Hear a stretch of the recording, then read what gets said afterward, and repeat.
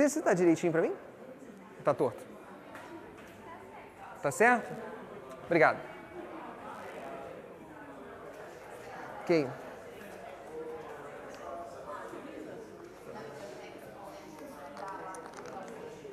Oi, gente. Alô? Desculpem o atraso, né? Mas alguns de vocês estavam comigo no laboratório, né? Então,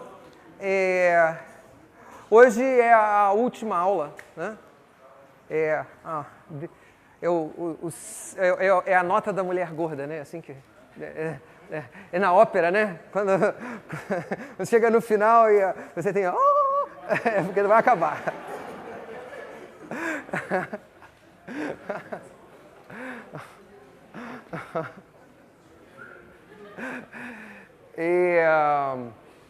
Então, mas hoje a gente continua com a nossa exposição da lei de Faraday. E a gente tem que continuar exatamente do ponto que a gente parou na última aula. Nós paramos na última aula resolvendo o seguinte circuito. Nós tínhamos uma bateria, um resistor, e aí nós colocamos nesse resistor, ligamos nele num indutor. O que é esse indutor? É aquela canetinha do laboratório com fio enrolado. Né? Esse é um possível indutor. Esse aqui é um elemento de circuito que tem um número característico que é a indutância dele, L. Tem uma resistência R nesse circuito e aqui a bateria está dando para a gente epsilon. E no final da aula passada a gente escreveu exatamente a lei da malha para esse circuito. Nós escrevemos que o que a bateria dá é igual a resistência vezes a corrente que está passando, menos a força eletromotriz contrária, certo? Que está aparecendo.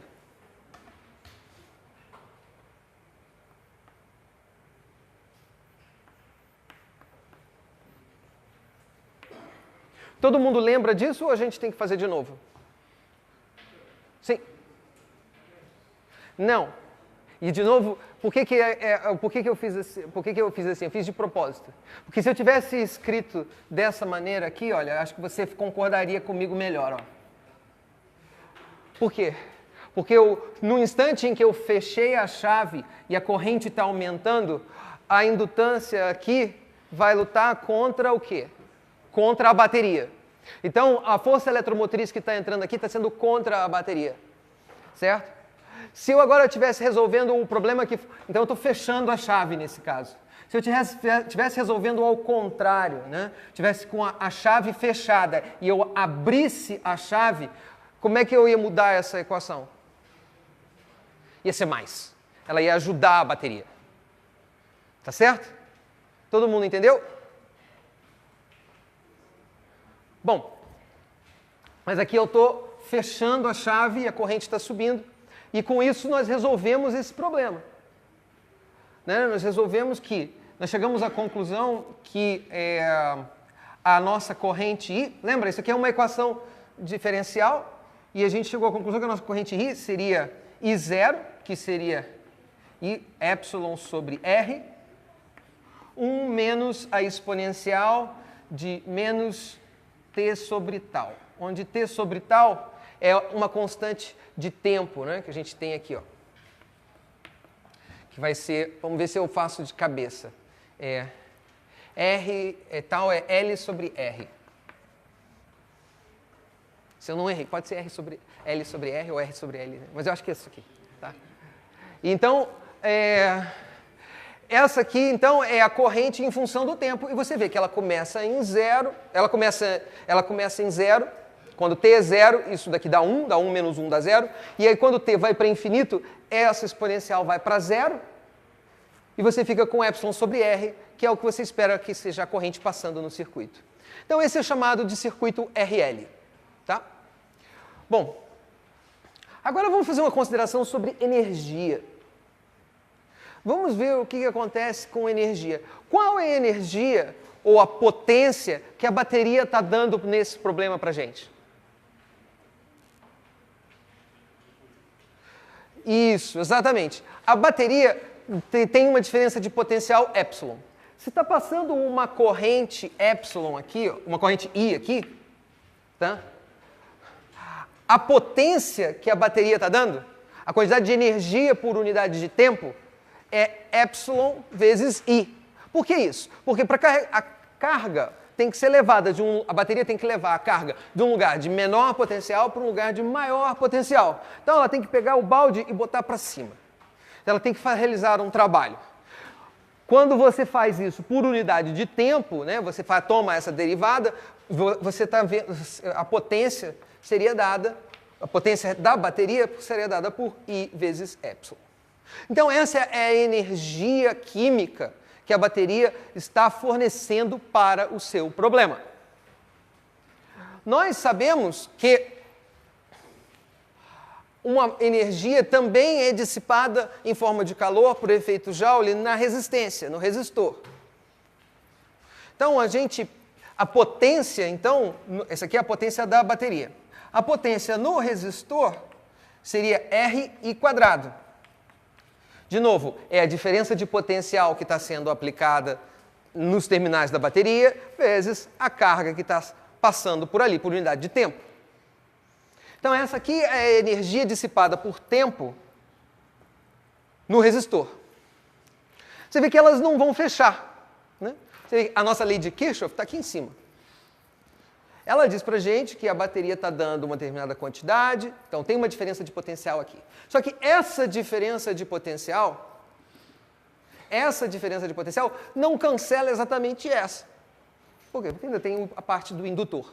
Enquanto o indutor a corrente estiver aumentando, é um sinal que a diferença de potencial que você está aplicando na bateria não é igual, no resistor não é igual à da bateria. Então tem energia dentro do indutor. Tá bom? Então o que nós vamos fazer vamos ver quanto de energia fica dentro do indutor. Bom, I epsilon menos RI² menos LI dI dt é igual a zero. Multipliquei pela corrente. Toda essa equação. No instante que eu faço isso, eu vejo isso aqui. Isso aqui é o que é? É a potência da bateria. Isso aqui é a potência dissipada no resistor. Agora, isso daqui é a potência no indutor. Tá? Então, no indutor, vou passar aqui para cima. No indutor, nós podemos dizer que a energia no indutor por unidade de tempo, ou a potência dele, é dada por essa expressão aqui, ó. L I dI dt. Então, qual seria a energia no indutor? Bom, a energia no indutor, a gente vai integrar no tempo dos dois lados. Isso aqui é energia por unidade de tempo, então a gente vai integrar no tempo dos dois lados.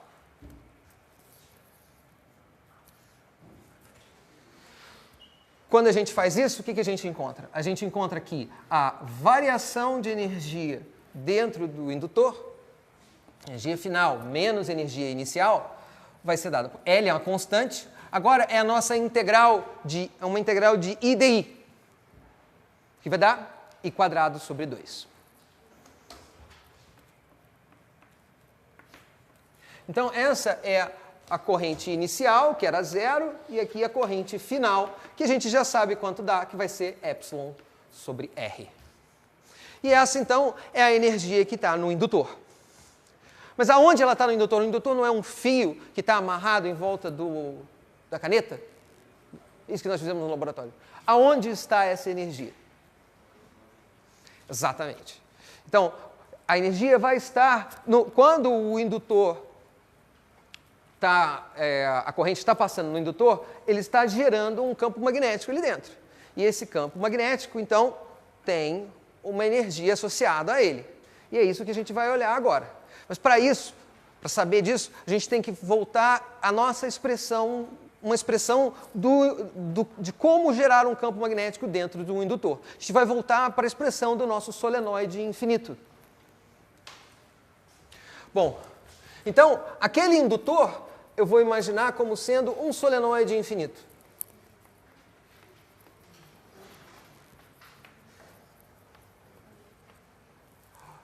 Nesse solenoide, então, tem um campo magnético B, nesse caso apontando para a janela, pela nossa regra da mão direita, e eu uso a minha lei de Ampère, que nós fizemos no laboratório, já fizemos aqui. Escolho um caminho, uso as propriedades desse caminho, né, de simetria, e encontro que o módulo do campo magnético dentro do indutor, dentro do solenoide, é μ0, o número de espiras que eu tenho, dividido pelo comprimento do solenoide, vezes a corrente I que está passando. Todo mundo lembra disso? Todo mundo sabe derivar isso? Isso é importante. Tá? Como eu disse, isso aqui é equivalente para os problemas magnéticos a saber derivar o campo elétrico dentro de um capacitor de placas paralelas. Então, agora que a gente tem isso, a gente pode pensar em colocar aqui, ó, a nossa variação de energia, ΔU, é igual a L I quadrado sobre 2. Então, L sobre 2, μ0, N ao quadrado sobre L quadrado, I quadrado. Ah, que fiz bobagem. Esqueci de... vamos escolher. I é B, L, μ0, N. Então, é L sobre 2, agora L quadrado, deixa eu chamar esse L do comprimento do fio L pequeno. L quadrado, B quadrado, μ0 ao quadrado, N ao quadrado. Tá bom? Substituir a corrente naquela expressão ali de cima. Só que isso não diz tudo pra gente. Porque agora a gente tem que descobrir o que é o L grande, o L maiúsculo. O L maiúsculo é a autoindutância daquela bobina, do solenoide infinito, que nós derivamos também na aula passada. Então, isso aqui, ó, vamos deixar guardado aqui. Agora eu tenho que descobrir quem é L. Para descobrir quem é L, a gente vai voltar para o nosso solenoide. A gente tem agora um campo magnético indo nessa direção, B. E agora a gente precisa, que a gente sabe a expressão dele, agora a gente precisa calcular a autoindutância do solenoide, que foi o que vocês fizeram no laboratório. Bom, então a gente sabe que a força eletromotriz induzida é igual a menos ddt, certo? Da variação de fluxo, do fluxo magnético. O fluxo magnético aqui é o quê? É a área, eu vou escolher um caminho que passa exatamente por uma das espiras, é a área dessa espira vezes o campo magnético. Esse é o fluxo magnético. N é a área da espira A vezes o campo magnético B. Tudo bem? Agora, esse campo magnético B, esse campo magnético, a gente sabe o que ele é. É A μ0 N vezes I. Tá bom? Quando a gente tomar a derivada, então, fica com epsilon igual a menos A μ0 N dI dt. Agora, essa é a força eletromotriz de uma espira. Como eu tenho N espiras, eu multiplico isso por N total. Está aqui, N.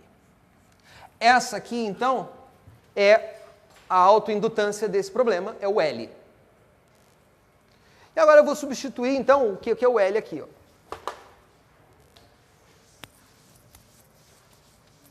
Então, ó, pega essa equação, coloca para cima, linha de baixo.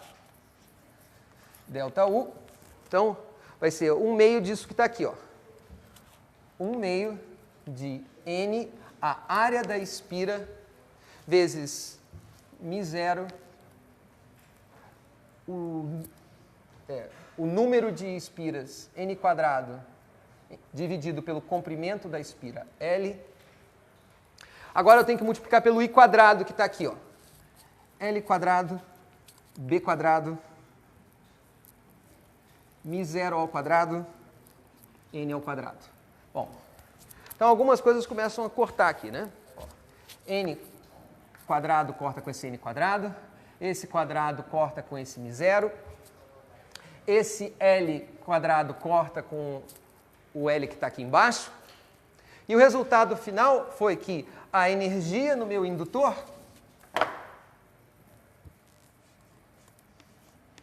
fica sendo 1 sobre 2 μ0 A vezes L B quadrado. Agora o que que é? Oi? Exatamente. A vezes L é o quê? É a área do solenoide vezes o comprimento do solenoide. Então isso aqui é o volume do meu solenoide. Então a densidade de energia, a quantidade de energia por unidade de volume, quando eu divido pelo volume, é 1 sobre 2 μ0 B quadrado. Então, se eu pegar um pedacinho do solenoide bem pequenininho e olhar a unidade de volume ali dentro dele, a energia que está naquele volume é proporcional ao quadrado do campo magnético. Exatamente como no capacitor de placas paralelas, um cubinho dentro do capacitor de placas paralelas era proporcional ao quadrado do campo elétrico dentro do capacitor. E essa expressão a gente derivou para um caso particular, só que ela é válida de maneira geral. Qualquer volumezinho do espaço, para calcular a energia magnética naquele volumezinho, ela será 1 meio de 1 sobre 2 μ0 B quadrado. Tá bom? Ela é sempre proporcional ao quadrado do campo magnético. Todo mundo entendeu o que foi feito? É bem direto, né? A questão é, de novo, é procurar aonde estão as caixinhas do Mark, né? Elas saíram da bateria, e algumas foram perdidas no resistor, agora nós encontramos que tem outras que estão dentro do campo magnético no indutor. Tá? Bom.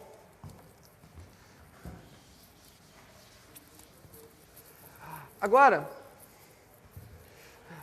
para a gente fechar o capítulo 23, existe um último problema que eu acho que é importante da gente olhar. E esse problema é o cabo coaxial. O cabo coaxial, ele apareceu já em vários lugares. Quando a gente estudou a lei de Gauss, ele apareceu. Quando estudou a lei de Ampère, ele apareceu. Então agora a gente vai estudar ele de novo dentro do contexto da lei de Faraday. Então o que é o cabo coaxial? Aquele cabo da NET, né, de TV a cabo. Você tem aqui dentro um fio conduzindo uma corrente I na direção de vocês. E aqui do lado de fora a gente tem uma casca cilíndrica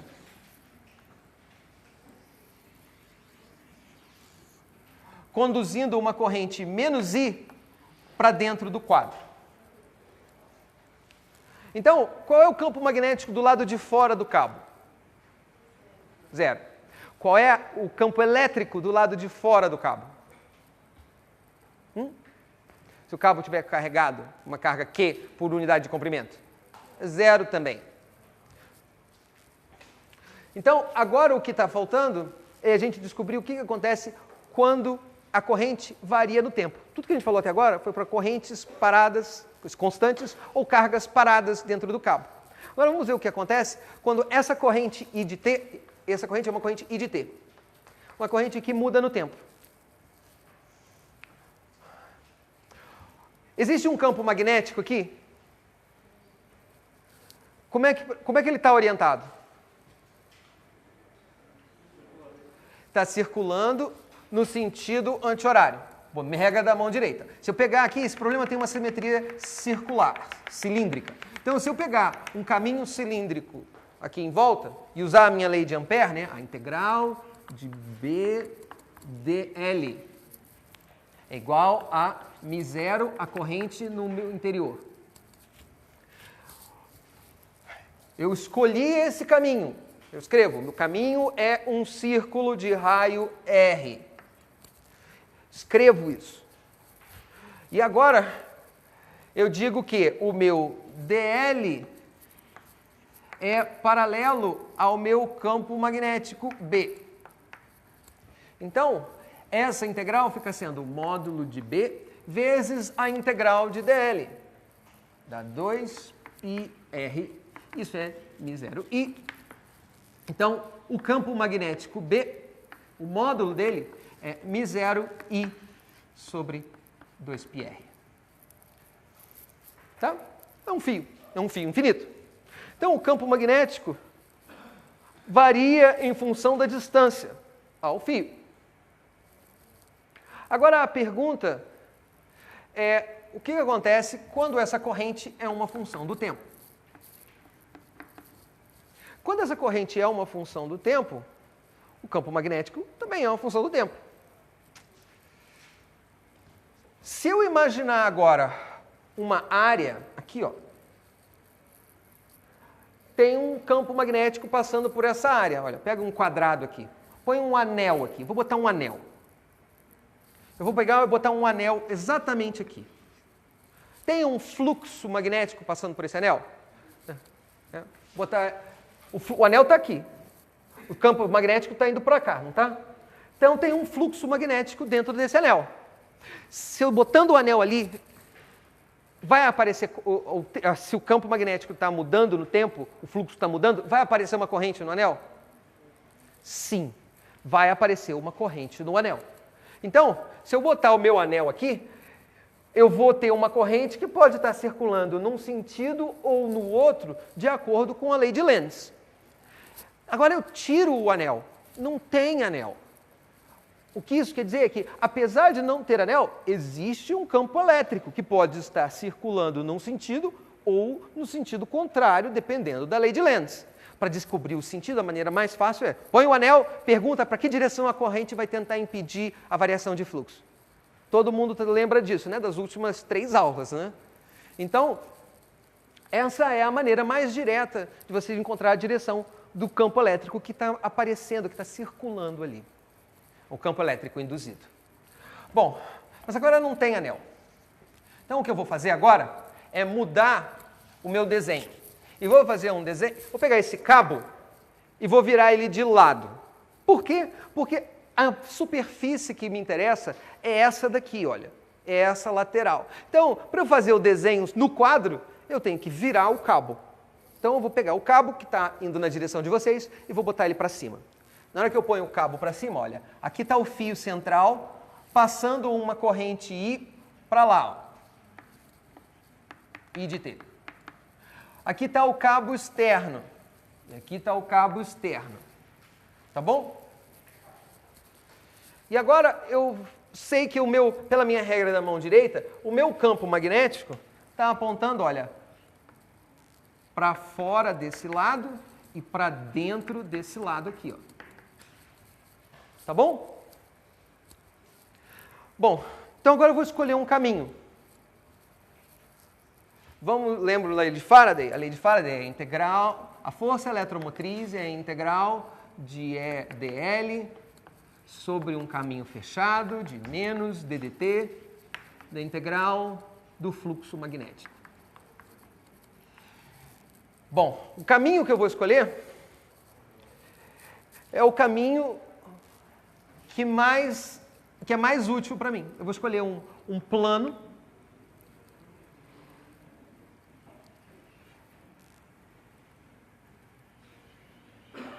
e vou escolher nesse plano um segmento aqui, um quadrado.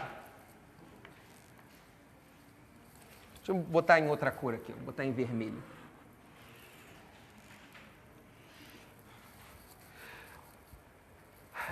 Tem uma variação de fluxo nesse caminho, né? A corrente está mudando, tem uma variação de fluxo. Então tem um campo elétrico que está circulando aqui dentro. Tá certo? Pode estar circulando por um lado ou pode estar circulando por outro. Então vamos imaginar que isso aqui fosse o nosso anel. Se o campo magnético está aumentando, se a corrente está aumentando, para onde circularia esse campo elétrico? Se ele está aumentando desse lado, se eu botar a corrente no sentido anti-horário, o que acontece? Aumentaria mais ainda. Então a corrente tem que ser no sentido horário. O campo elétrico, então, está circulando assim, ó.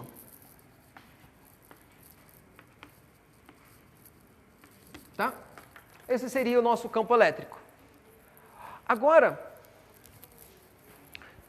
No instante em que a gente faz isso, você está vendo que isso aqui seria uma força eletromotriz contrária à força eletromotriz que está induzindo essa corrente?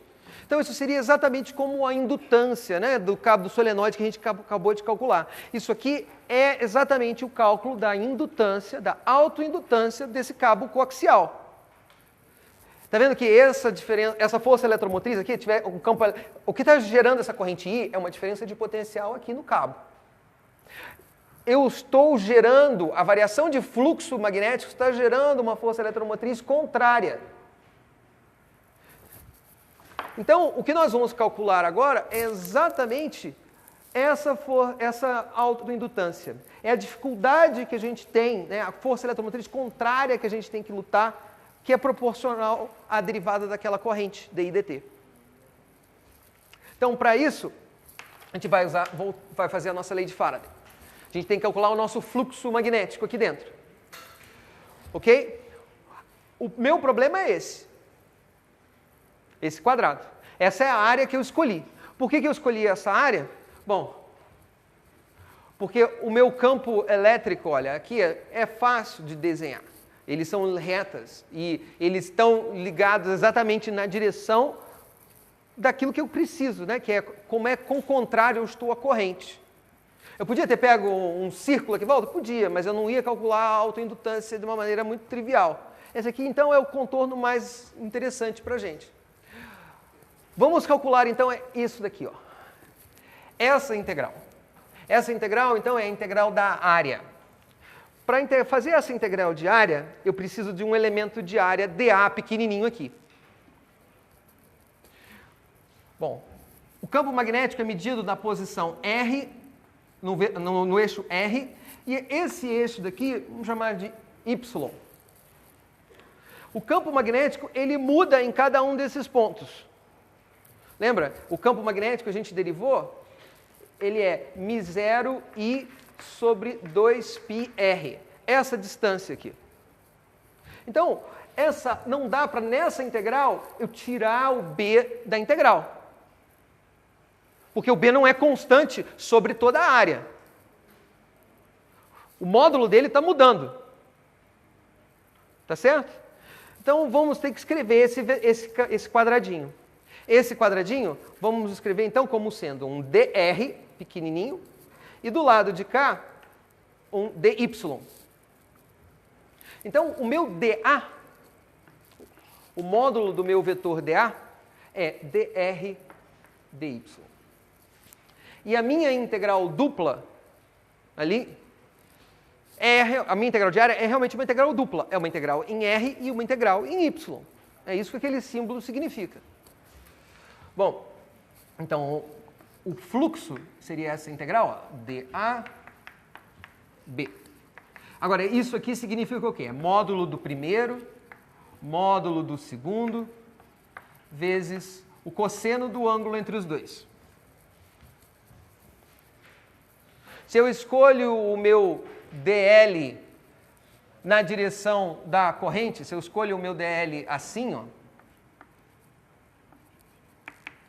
qual é o ângulo entre o B e o DL? O B e o DA. O meu DA ele aponta para dentro do quadro ou para fora do quadro? DL, A é o dedão. Então, o DA aponta para fora, o ângulo entre o A e o DA e o B é 0. Quando eu escolhi o DL dessa forma. Isso foi arbitrário, eu podia ter escolhido o DL para o outro lado, e aí o dA ia para dentro do quadro. Só apareceria um cosseno de 180 aqui. Tá? Muito bem. Então, esse ângulo aqui é 0. E nós ficamos, então, com a integral dA de B. B a gente já sabe, é μ0 I sobre 2π, agora aqui ficou 1 sobre R. Por que eu deixei 1 sobre R aqui? Porque agora eu vou substituir o que é o dA. O dA, então, olha, é μ0 I sobre 2π, a integral dr dy, a integral dr dy de 1 sobre R.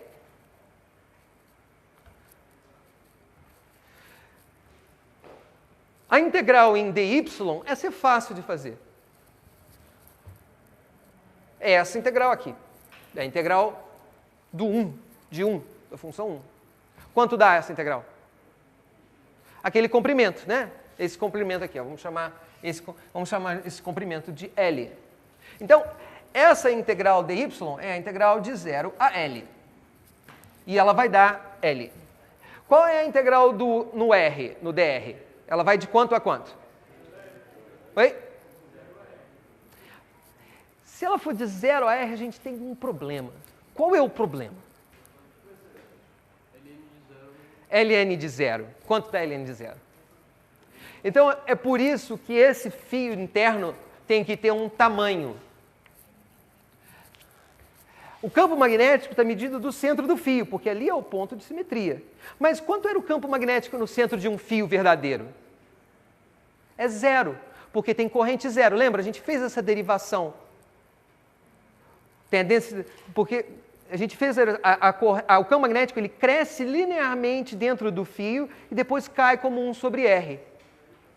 Então, a gente vai esquecer nesse instante do fio, que ele cresce linearmente dentro do fio, e vamos nos considerar apenas a casca, assim, a integral do campo magnético, do fluxo, não de 0 até o raio final, a casca interna, mas da casca, do final desse fio e do começo desse. Vamos dizer que os fios, o tamanho dos fios aqui é bem pequeno, mas ele é o suficiente para regularizar todas as nossas funções, para fazer com que os infinitos não apareçam nas nossas contas.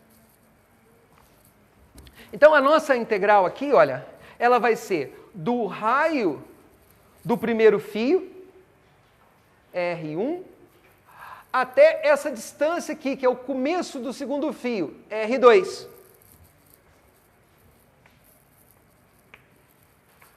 Tudo bem? Todo mundo entendeu o que eu fiz? Então, olha, o nosso fluxo é μ0 i sobre 2π, a integral de 0 a L de dy, da L. Agora é a integral de 1 sobre R entre o raio 1 e o raio 2. Quanto dá essa integral? ln, exatamente, ln de R2 sobre ln de R1. Então, nós encontramos que o fluxo magnético, μ0 i sobre 2π L, ln de R2 sobre R1. Então, qual seria a força eletromotriz induzida? Bom, a força eletromotriz é menos a variação temporal desse fluxo. Então, menos a variação temporal desse fluxo seria menos μ0 sobre 2π ln de R2 sobre R1. E agora eu vou colocar a única coisa que é dependente do tempo. O que é? O que está dependendo do tempo? A corrente, d e dt. E você vê que isso daqui é exatamente a mesma expressão, a mesma coisa que nós tínhamos antes para o nosso solenoide. Essa daqui é a autoindutância do cabo. Vendo? É a força eletromotriz induzida que aparece devido à variação de campo magnético, de corrente. Então, o L do cabo coaxial é μ0 sobre 2π L log de R2 sobre R1. E se você for na loja, você não vai comprar, eu quero um cabo com indutância de tantos henries. Não é. Por quê? Porque você vai comprar o cabo por metro. Então, o que você vai encontrar lá é o cabo, a indutância dividido por unidade de comprimento. E aí você chega lá, eu quero um cabo com indutância por unidade de comprimento, tanto. Tá certo? Todo mundo entendeu, então, os cálculos? Foi tranquilo, né? Diga.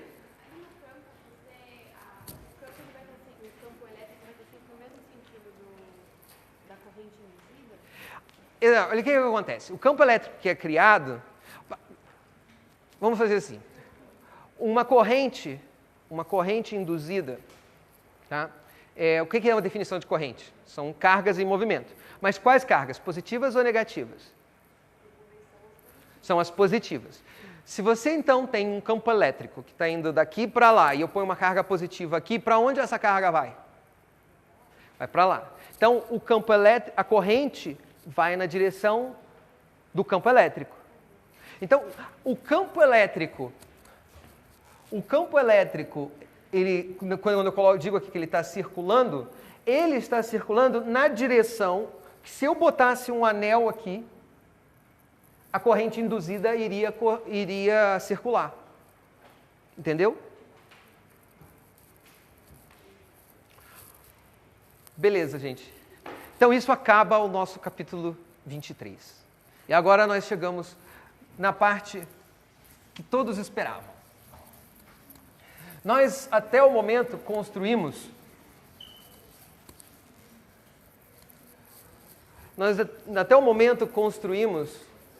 o eletromagnetismo e conseguimos construir 4 leis. A primeira, a lei de Gauss, diz para a gente que a integral sobre uma superfície fechada do campo elétrico é igual à carga no interior dessa superfície dividido por ε0. Nós depois vimos que, experimentalmente, o fluxo magnético sobre uma superfície fechada, esse é zero. Ou seja, não existem monopolos magnéticos. Agora depois nós construímos a lei de Ampère, que é a integral sobre um caminho fechado de BDL é igual a μ0, a corrente no interior desse caminho. E aí, finalmente, fizemos a lei de Faraday nas últimas 3 aulas. Chegamos à conclusão que a integral sobre um caminho fechado do campo elétrico é igual a menos ddt do fluxo magnético. Agora, quando o Maxwell encontrou essas equações que ele tinha, e ele começou a escrevê-las em uma forma vetorial, ele encontrou um problema. E o problema que ele pensou, que ele considerou, foi o seguinte. Imagina que a gente tem um capacitor. Um capacitor de placas paralelas. E nesse capacitor está sendo carregado, o capacitor está sendo carregado por uma corrente I. I está passando aqui. Vamos fazer a tela constante, nem variando no tempo. A corrente é constante. Ok? Então, vem uma carga. A carga chega aqui. O que essa carga faz quando ela chega aqui? Ela consegue passar o capacitor? Não, ela não passa a placa, ela para ali. Só que no instante que ela para ali, por que aparece corrente do outro lado?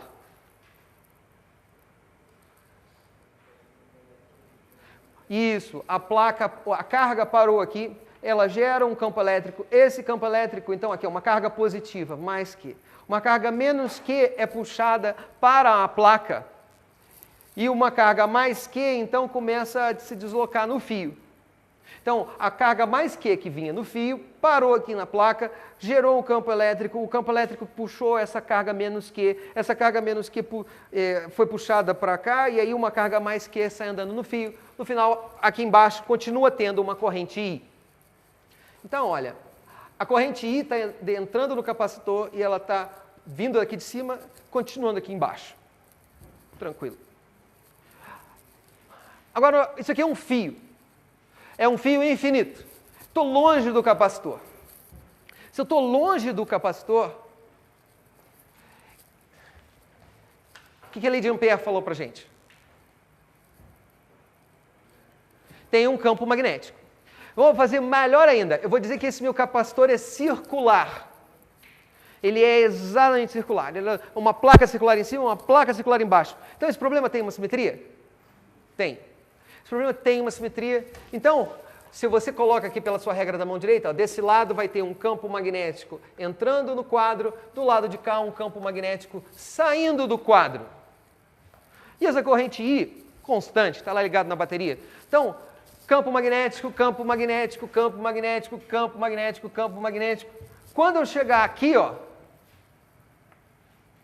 tem corrente aqui, eu estou pegando, o caminho que eu estou pegando são sempre círculos, para fazer minha vida ficar fácil. Agora, o que acontece quando eu pego esse caminho aqui, ó? Peguei esse círculo aqui. O que a lei de Ampère fala para a gente? O que a lei de Ampère diz para a gente, escolhendo aquele caminho em branco ali, no meio das placas? O campo magnético seria zero. Então, o que você está me dizendo? Olha, o campo magnético, ó, tem um campo magnético B aqui, ó, que é diferente de zero. Tem um campo magnético B aqui, que é diferente de zero. Agora, aqui no meio, o campo é zero.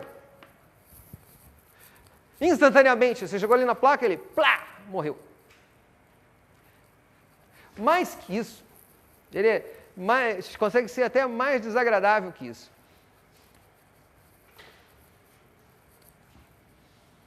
Se a gente pensar em termos, transformar isso aqui numa integral diária, pelos nossos teoremas de FVV, eu podia ter escolhido esse caminho aqui de cima e puxado uma superfície que passava aqui por baixo. O resultado dava zero. Não precisava nem ter escolhido esse caminho aqui, ó. Eu podia ter escolhido um caminho ali em cima, e na hora que eu pegasse, transformasse numa integral diária, pelos nossos teoremas de FVV que eu falei para vocês, dava zero também. Porque não tem corrente nenhuma passando aqui, ó. Porque lembra, no nosso problema quando a gente transformou isso em problemas de FVV, a gente encontrou que isso aqui, olha, o campo magnético B seria o gradiente divergente é zero, o rotacional de B seria μ0 J. A corrente aqui é zero. E eu podia ter escolhido, a densidade de corrente é zero, eu podia ter escolhido isso aqui como zero. Dava zero, porque o J era zero. Então, agora, nós chegamos a um dilema. Ou a gente diz que tem uma descontinuidade, ou nós temos de que mudar as equações. E como eu falei, a natureza detesta as descontinuidades, detesta infinitos. Então, quando você olha para essas equações, e o que o Maxwell fez, ele olhou e ele chegou à conclusão que, olha, essas equações, elas são muito simétricas, mas elas não são perfeitamente simétricas. Bom, elas não são perfeitamente simétricas, por quê? Bom, aqui eu tenho a lei de Gauss, e essa é a lei de Gauss magnética. Falta uma carga magnética. Eu poderia colocar aqui uma carga magnética. Vamos supor que um dia alguém mede um monopolo magnético. Então, eu vou chamar, em vez de carga Q, eu vou chamar de carga M, para magnética. Pode ter uma constante aqui na frente, mas eventualmente poderia ter. No instante que eu assumo que pode existir um monopolo magnético, que gera linhas de campo magnético, esse monopolo pode andar. Na hora que esse monopolo anda, ele poderia fazer o quê? Gerar uma corrente desses monopolos magnéticos. E essa corrente de monopolos magnéticos entraria como se fosse um termo de Ampère, aqui embaixo. Então, de novo, era uma constante, e aí um termo tipo Ampère, corrente proporcional à corrente magnética. Ele está tentando fazer as coisas ficarem simétricas. Então, olha, isso ficou simétrico com isso está simétrico com isso. Agora, se você trocar B por E, ainda está faltando uma coisa. O que está faltando? O termo de Faraday. Você viu que aqui, olha, uma variação de fluxo magnético gerou um campo elétrico. Então, o que ele propôs foi o seguinte, uma variação agora de campo de fluxo elétrico vai gerar um campo magnético. Então, ele propôs, olha, então vamos propor o seguinte, vamos propor aqui, esquece essa parte de monopolos, isso aqui foi uma ideia só para ver a simetria das equações, mas vamos dizer agora que eu tenho que adicionar ao termo de Ampère um termo que vai ser um termo de corrente. μ0, ε0, dφ elétrico dt. Por que ele escolheu essas constantes aqui? Ele escolheu a posteriori. Por quê? Porque ele fez esse problema e disse o seguinte, olha, se eu chegar aqui e eu vou escolher esse caminho aqui, eu escolhi esse caminho. Esse caminho tem um fluxo elétrico passando por ele? Esse caminho tem um fluxo elétrico? Não tem um campo elétrico assim, ó, tá vindo aqui para cima, aqui para cá? Então esse caminho aqui, olha, essa espira que está aqui no meio, um caminho circular ali em cima, tem um fluxo elétrico passando por ele.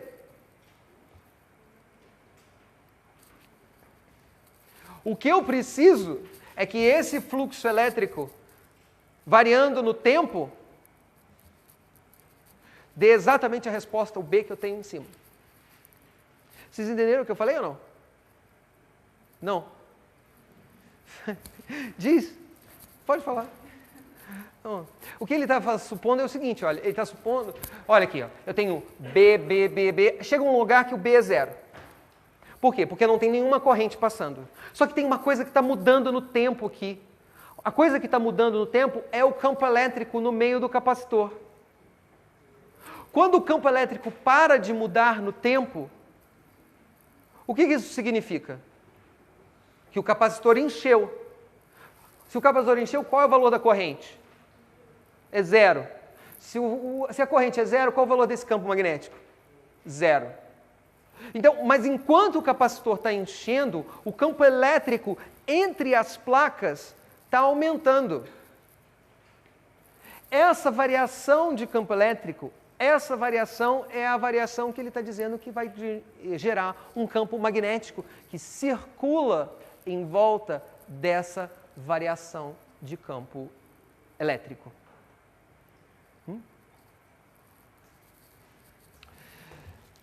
Então, vamos ver se é isso que acontece aqui. Vamos dizer, olha, que eu pego um caminho de raio R, uma distância R aqui, exatamente a largura da placa do capacitor. E vamos ver se é isso que acontece. Qual é a área, qual é o campo elétrico dentre as placas do capacitor?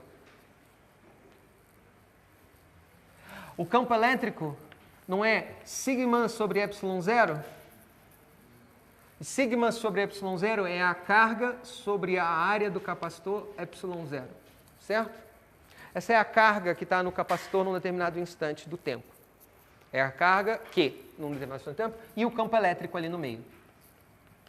Tá certo? Então vamos calcular o fluxo elétrico, que é a integral dA do campo elétrico, sobre que caminho? Esse caminho, esse círculo de raio R. Então é um círculo de raio R. Quanto dá esse fluxo? Bom, de novo, o campo elétrico está aqui para baixo.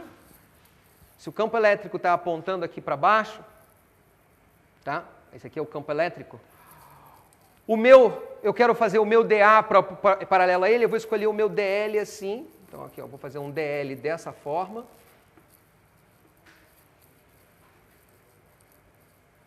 E o meu dA, então, está apontando para baixo, paralelo às linhas de campo elétrico. Então, o fluxo que eu meço, quanto vai ser? Bom, o campo elétrico é constante ali dentro, né? O capacitor, a gente esquece os problemas das bordas. Isso sai da integral. Então, isso vai ficar sendo simplesmente o módulo do campo elétrico vezes dA, a integral de dA. Qual é a integral de dA? πr quadrado. πr quadrado. Bom, só que ele ainda fala para a gente, olha, não é exatamente isso que vai gerar o campo magnético. O que vai gerar o campo magnético é isso derivado no tempo. Né? Então, isso aqui, olha, é πr quadrado Q sobre ε0 a área do capacitor, que é πr quadrado também. Então, olha, todo mundo morreu e nós encontramos Q sobre ε0. Isso daqui é o fluxo elétrico por aquela área. Na hora que ele deriva no tempo, olha, dφ elétrico dt, o que ele encontrou? 1 sobre ε0 di dt, dq dt. Só que dq dt é o quê? A corrente. Cada carga que sai do fio na corrente entra no capacitor. Então, dQdt é a corrente. Então, nós encontramos 1 sobre ε0 vezes a corrente que está no fio. Então, o que ele fala para a gente? Olha, então vamos dizer assim, vamos pegar exatamente como se fosse a lei de Ampère e modificá-la. Olha, a integral sobre um caminho fechado de um campo magnético dl.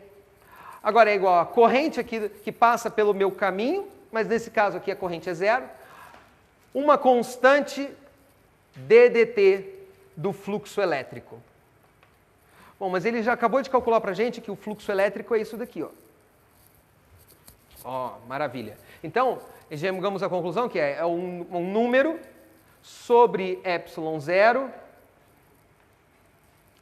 vezes I. Tá? Que é a corrente que está lá passando ali. O que eu preciso? Lembra qual era o valor do campo magnético aqui em cima? Se eu pegasse esse anel exatamente aqui em cima. Pela lei de Ampère, isso aqui era exatamente μ0 I sobre 2πr, certo? Se eu fazer a integral, isso era a integral, né, do caminho fechado de BdL μ0I.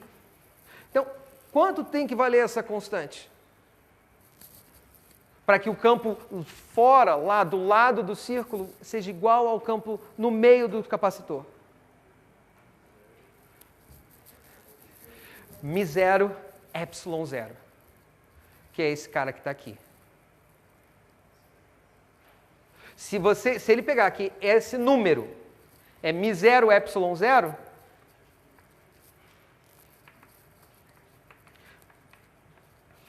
ele vai encontrar o campo magnético aqui em cima igual ao campo magnético aqui. Agora vamos ver se o sentido está certo, porque olha, eu botei o sinal de mais aqui, mas será que era o sinal de menos? Bom, pela nossa lei de Ampère, o campo magnético desse lado tem que ir para dentro, olha. Quando você está aqui no meio e o fluxo está aumentando, o meu DL está, e eu escolhi o DA para baixo, o meu DL está indo nessa direção. Então, o meu campo magnético também estaria circulando nessa direção. Então, o sinal também é mais. Tá? Então, o resultado que ele encontrou foi que, para que você seja completa e totalmente consistente, você tem que mudar a sua lei de Ampère para incluir esse termo que é chamado corrente de deslocamento. Ele é chamado corrente de deslocamento, esperar ε0 dφ dt, porque isso aqui tem dimensão de corrente I. E essas, então, são as 4 equações de Maxwell. Se você tivesse parado aí, já teria sido uma grande coisa, mas o problema não acaba aí. Ele deu um passo além. Ele deu um passo além que foi muito importante. Aqui, magnetismo e eletricidade estão unidos. Agora, vamos fazer o seguinte problema. O problema é, eu tenho um campo elétrico, tá? E um campo magnético. E aqui estão os meus eixos. Eu vou passar as equações que eu preciso para o lado de cá. É a integral de BdL, μ0 ε0 dφ elétrico dt e a integral de EdL no caminho fechado é menos ddt do fluxo magnético. Agora nós vamos fazer o seguinte, nós vamos pegar e vamos resolver o seguinte problema. Eu tenho o meu eixo coordenado x, vamos fazer x, y, z. X, y e z. Tá? E agora eu tenho um campo elétrico nessa direção. E eu tenho um campo magnético nessa direção. Por que eu só escrevi esses pedaços? Porque eu vou estar considerando apenas o espaço vazio, sem carga. Não tem cargas elétricas, não tem correntes elétricas se mexendo. Eu só peguei os campos, a parte que tem os campos. E eu digo assim, existe um campo elétrico aqui para cima e um campo magnético aqui para baixo. Tá bom? E esses campos podem depender do tempo. O campo elétrico e o campo magnético podem depender do tempo. Então vamos ver o que acontece se a gente usa as nossas equações aqui, ó. Tá? Bom, para isso eu vou criar um caminho. Como é que era a nossa primeira lei? A lei ali do campo elétrico. A lei de Faraday diz para a gente que a integral sobre um caminho fechado do campo elétrico é menos ddt do fluxo magnético. Integral de área do campo magnético. Então, beleza. Eu tenho que escolher um caminho fechado. E aqui é a superfície aberta. Se o campo elétrico está indo nessa direção, eu vou escolher um caminho que seja útil para mim. Então eu vou escolher um quadrado aqui, ó.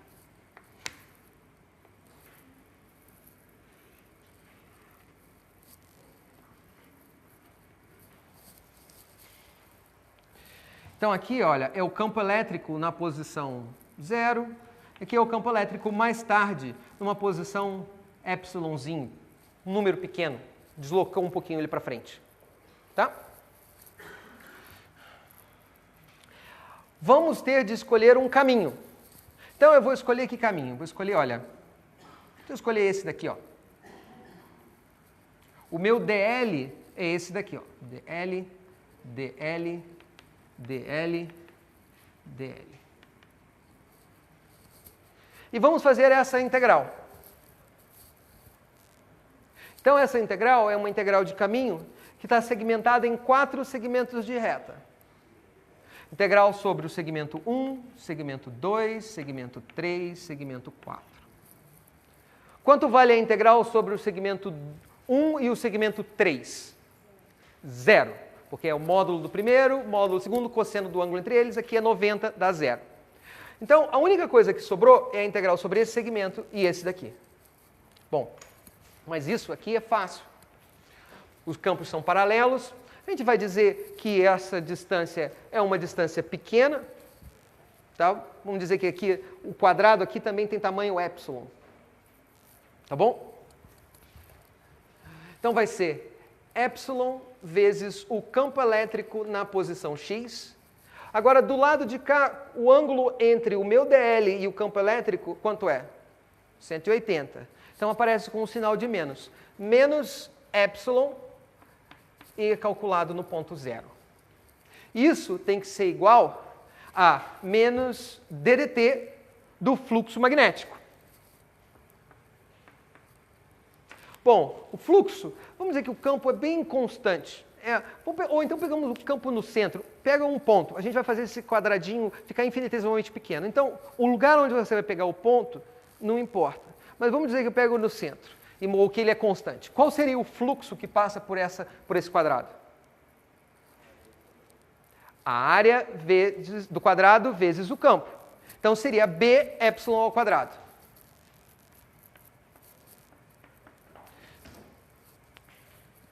Então, nós encontramos que o campo elétrico EX menos o campo elétrico na posição 0 é igual a epsilon menos epsilon dBdt.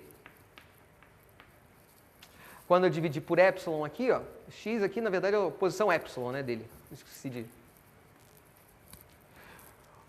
E fizer o meu desenho, fizer o meu quadradinho ficar cada vez menor, o que aconteceu? O que apareceu ali? A derivada parcial em relação a x. Então, agora, isso daqui, olha, essa equação nos levou à conclusão que a derivada parcial do campo elétrico na direção x, tá? Nesse campo elétrico, nosso campo elétrico na direção x, não, estou maluco, na direção z. É o campo elétrico na direção x derivado na direção z é igual a menos dB dt. Tá vendo? Esse aqui que é o eixo z. A derivada foi na direção z. Lembra que o campo elétrico depende agora de 4 variáveis, a posição x, y, z e do tempo t. Por isso que as derivadas se transformam numa derivada parcial. Então, beleza. Chegamos à nossa primeira equação, que veio da lei de Faraday. Só que agora, Maxwell deu para a gente uma outra equação que liga campo elétrico e campo magnético. Para essa equação, nós vamos pegar um outro quadradinho aqui embaixo, ó, que está aqui. Ó. É a mesma coisa, tem tamanho, vai de 0 a epsilon, 0 a epsilon. Tá bom? E nós vamos aplicar agora, não a lei de Faraday, mas a modificação da lei de Ampère proposta pelo Maxwell.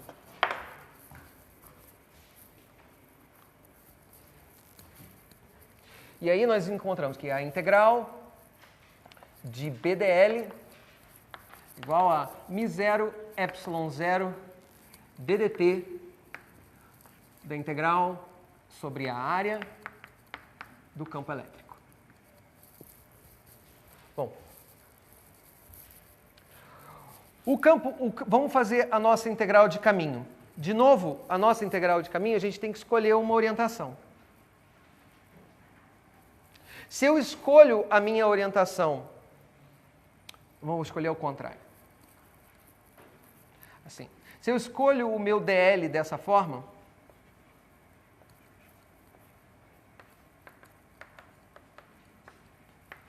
para onde vai o meu DA? Para baixo. Então, o meu DA aponta para baixo. Está aqui. Eu escolhi dessa forma para ficar com menos do campo elétrico, mas tudo bem. E agora, então, vamos fazer a nossa integral de caminho.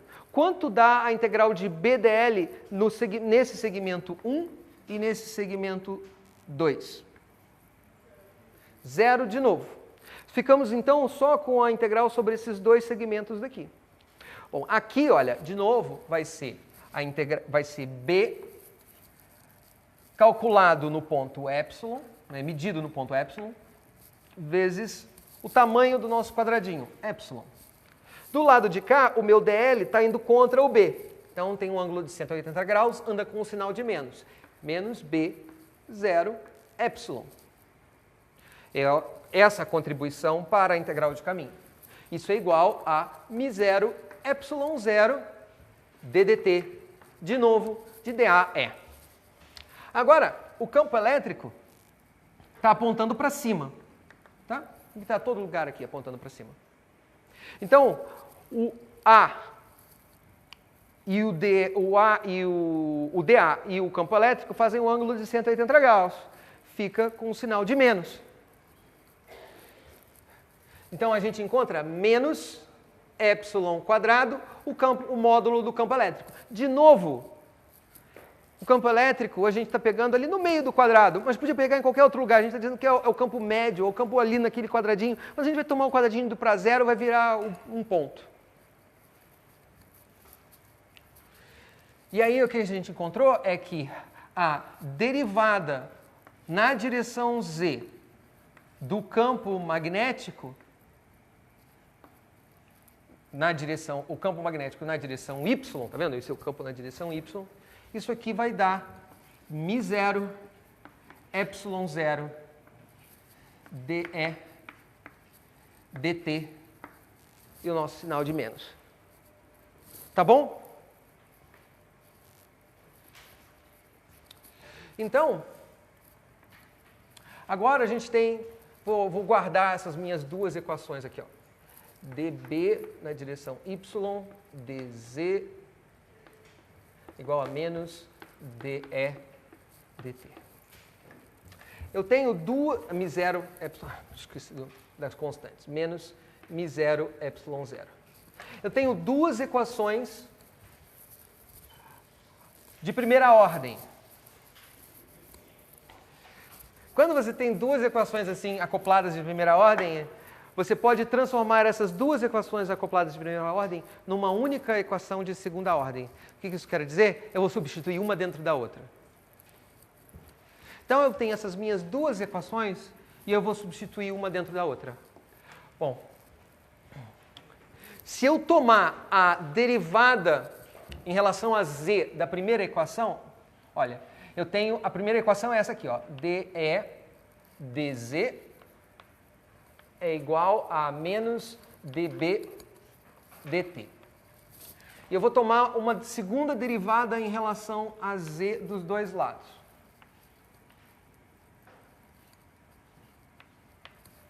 Tá bom? Agora eu pego a minha segunda equação. dB dz é igual a menos μ0 ε0 dE dt. Você vê que aqui tem uma derivada cruzada, dz dt. Então aqui eu vou tomar, aqui tem uma derivada em z, eu vou tomar uma derivada em t. Tá certo? Se você pode trocar as ordens, e nesse caso você pode trocar as ordens das derivadas, esse termo é igual a esse. Então eu posso pegar isso daqui e substituir aqui em cima. E aí nós encontramos que D2 é dz2, isso é igual a menos, com esse menos daqui fica mais, μ0, ε0, D2E, dt2. Então, lembra-se, eu tinha o meu eixos coordenados aqui, era z, x, y e z. Essa equação, em física, é uma equação importante. Ela é a chamada equação da onda. Essa é a mesma equação que governa uma corda vibrante, que governa a vibração de um tambor. E ela diz para você, né, que se você pegar, chacoalhar a sua corda, né, você tem uma oscilação no meio da corda. A matéria subiu e desceu, a onda no mar subiu e desceu, mas você transportou energia de um lado para outro pela vibração da corda. O único problema que apareceu aqui é que agora não tem corda. Aquilo que aparentemente está vibrando é uma coisa que não tem um meio, não é um meio material, é o campo elétrico.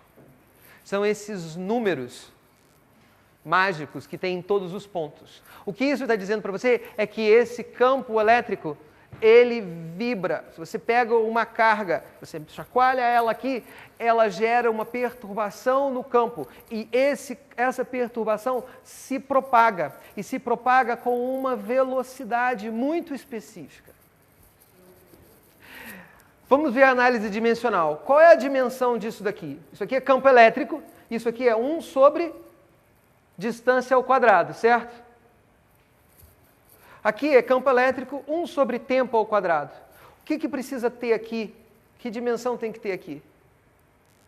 Isso aqui é posição, aqui é tempo. Aqui é velocidade ao quadrado. Essa aqui é a velocidade da onda. Isso daqui é 2d2 dz2 é 1 sobre c quadrado d2 dt2. Quando o Maxwell chegou nessa equação, e ele chegou, a velocidade da onda é μ0, ε0, ele foi e procurou quanto era μ0, ε0. E aí substituiu, e ele encontrou a velocidade da luz ao quadrado. Nesse instante é que se percebeu que a luz era uma vibração eletromagnética. Nesse instante, foi mais uma unificação do processo, dos conceitos físicos. Luz era um fenômeno que ninguém sabia o que era.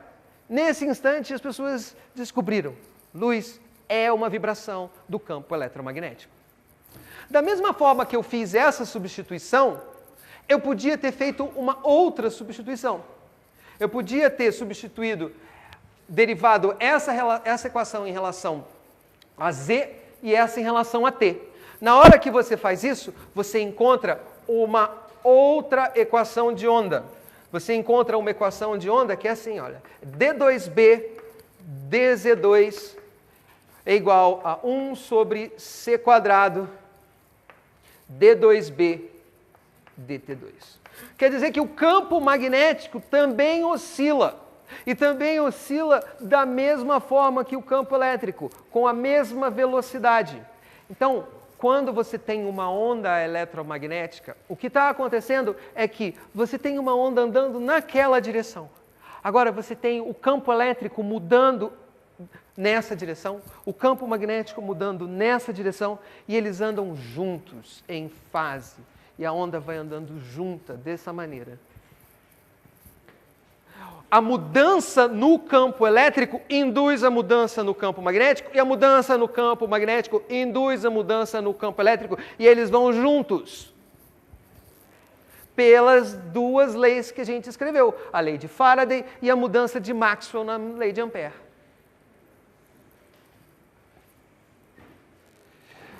Pode fazer situações mais complicadas? Pode. Pode fazer a onda girando? Pode. Mas nesse caso que a gente está fazendo é a maneira mais simples. A gente teve de fazer essa dedução aqui com esses quadradinhos porque vocês não têm o cálculo vetorial que poderiam ter, que deveriam ter feito em FVV. Se a gente tivesse voltado no começo da nossa história aqui, ó, e tivesse escrito a nossa lei de Ampère, ó, a nossa lei de primeiro a lei de Gauss, é dA carga no interior sobre ε0. Depois a nossa lei de Gauss magnética. Depois, a nossa lei de Ampère, agora modificada. É a integral de BDL é igual a μ0 I mais μ0 ε0 ddt da integral dA de E. E a última, a integral de E dL é igual a menos ddt da integral dA de B, a nossa lei de Faraday. Se a gente pegasse essas equações e escrevesse na forma diferencial, que era divergente do campo elétrico é ρ sobre ε0, divergente do campo magnético é igual a zero, o rotacional de B é igual a μ0J mais μ0I dE dt. O rotacional de E é igual a menos dB dt. Se a gente tivesse escrito as nossas equações, agora eu diretamente podia ter substituído μ0 epsilon. Podia diretamente ter substituído a definição do rotacional, a definição do rotacional do campo elétrico, jogado uma dentro da outra e encontraria a equação de onda tridimensional em todas as direções. Essa é uma solução geral do problema que a gente tem. A gente fez esses quadradinhos, essa coisa pareceu meio acochambrada, era só porque a gente tem dificuldade para passar daqui para cá, né? Que a gente não fizemos o curso de cálculo vetorial. Mas se nós tivéssemos feito, nós poderíamos ter feito a derivação geral. E essas são as leis de Maxwell. As leis de Maxwell têm que ser suplementadas pela força de Lorentz. A força de Lorentz diz para a gente que a carga sente uma força que tem essa expressão.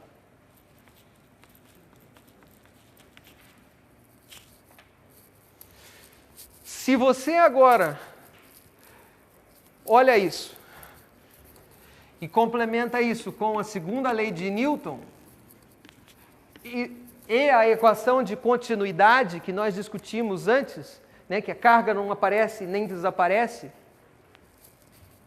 Isso daqui é a mecânica clássica. Isso é tudo que se sabia no final do século XIX. Tá? Essa aqui é a física que vocês tinham. Ficou faltando eu dizer uma única pequena coisa. O seguinte, que se você pegar aquelas nossas equações e substituir uma em cima da outra, você vai ver que a razão entre o campo elétrico e o campo magnético é C, o módulo desses caras. O que quer dizer para você que, na hora que você substitui isso aqui em cima, a força sobre uma carga, tá? Vai ficar proporcional ao quê? Se eu substituir B,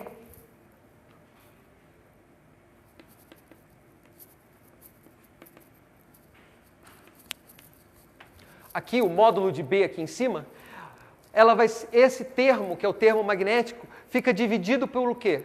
Módulo de V dividido pelo módulo de C. Isso daqui quer dizer que a força magnética está sempre presente, mas ela é sempre dividida pela velocidade da luz. Se você não está tratando de problemas com velocidades relativísticas, onde V da partícula é da ordem de C, ela em geral é muito fraca.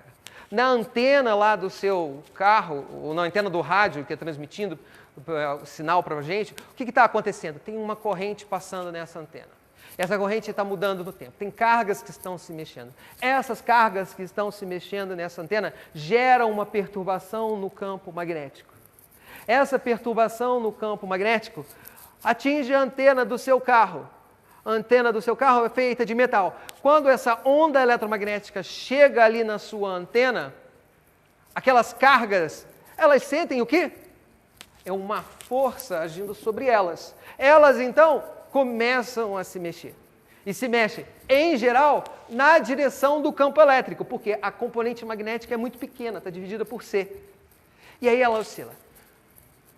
E na hora que ela oscila, ela está gerando o quê? Uma corrente ali no circuito do seu rádio. Então, aquela oscilação na antena da estação de rádio, que é aquela corrente alternada, foi transmitida para você e é isso que você está medindo no seu rádio. É isso que depois é transformado no som, essa oscilação, essa variação de corrente no rádio, é que é transformado no som que você ouve.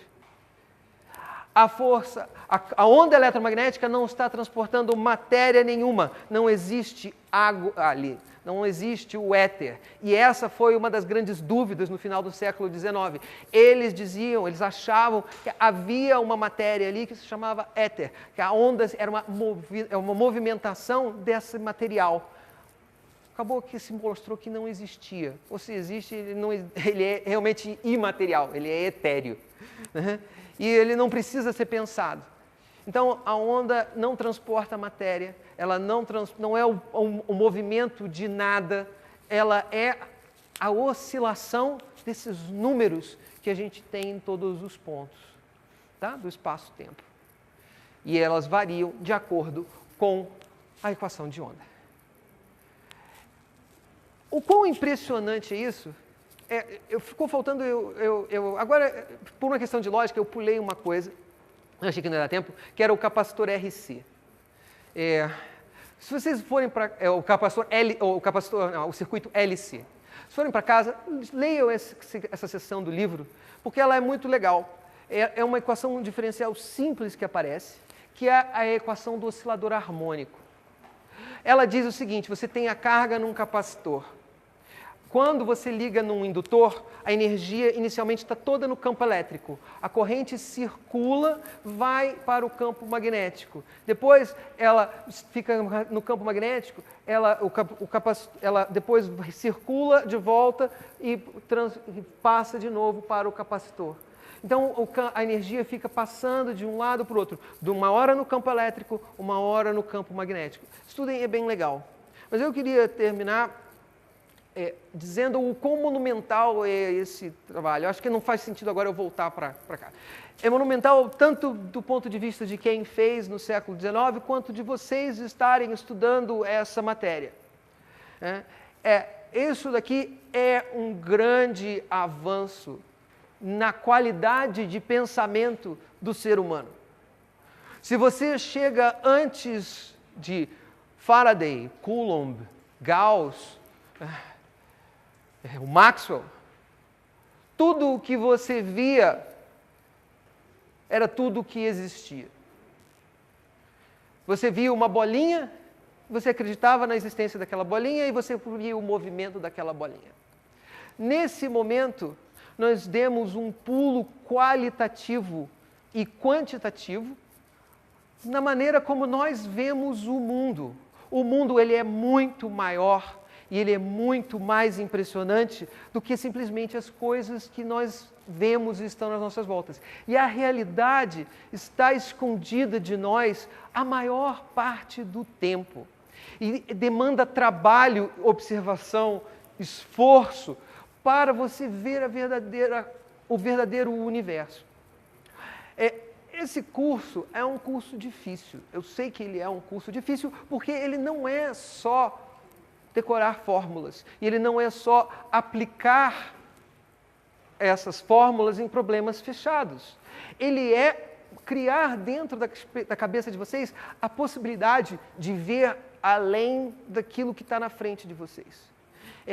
Existe um vídeo do Walter Lewin que é os prazeres os prazeres, a felicidade de ensinar física, né? Ele fala o seguinte, ele faz uma aula sobre o arco-íris. Ele começa a aula dizendo o seguinte, olha, aqui está um arco-íris, todos vocês viram um arco-íris. Agora eu vou fazer 5 perguntas para vocês, e eu quero saber se vocês sabem responder essas perguntas. A primeira pergunta, o vermelho está na parte de fora ou na parte de dentro do arco-íris? Segunda pergunta, por que quando você tem um arco-íris, o céu fica mais azul na parte interior do arco-íris do que na parte de fora do arco-íris? Se você tem um arco-íris, a chuva tem que estar acontecendo atrás de você ou tem que estar acontecendo na sua frente? Se você está vendo um arco-íris. A quarta eu não lembro, mas a quinta é, se você pega um óculos de sol daqueles polarizados, sabe?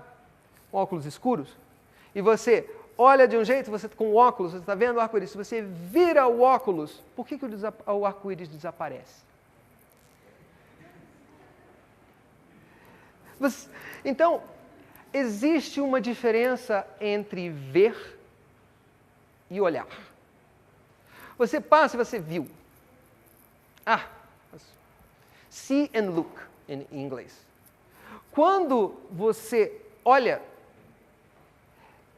você saberia, se você realmente olha, você saberia responder, pelo menos qualitativamente, alguma dessas perguntas. E a maior parte do tempo a gente passa pela vida olhando o mundo, vendo o mundo passando, e a gente não olha para ele. Então, o exercício que vocês aprenderam aqui é muito mais do que simplesmente resolver as equações de Maxwell. Foi desenvolver uma vontade, ou pelo menos essa era a tentativa, e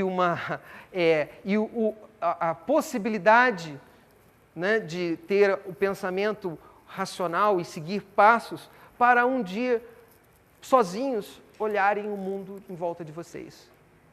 Ou realmente entenderem o mundo em volta de vocês. Não necessariamente em física. Física é o lugar mais simples onde você pode fazer isso.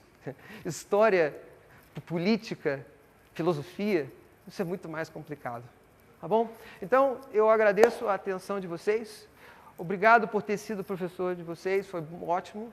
E eu espero ver que todo mundo se dê bem na prova terça-feira. Obrigado.